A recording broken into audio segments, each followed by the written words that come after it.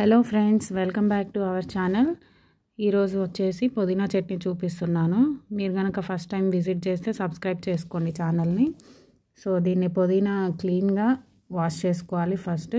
అలానే కొంచెం చింతపండు నానబెట్టుకోవాలి ఒక 20 మినిట్స్ పాటు. అండ్ ఫస్ట్గా ఎండుమిర్చి ఫ్రై చేసుకోవాలి. ఎండుమిర్చి పక్కన పెట్టేసుకొని ఫ్రెష్గా కడుక్కున్న పుదీనాను మాత్రం వాటర్ లేకుండా నూనెలో వేసుకోవాలి.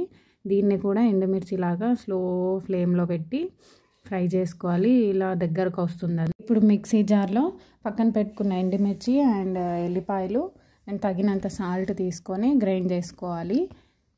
గ్రైండ్ చేసున్న పేస్ట్లో ఇప్పుడు చింతపండు వేసుకొని అండ్ పుదీనా వేసుకొని మళ్ళీ మిక్సీ జార్ పట్టాలి.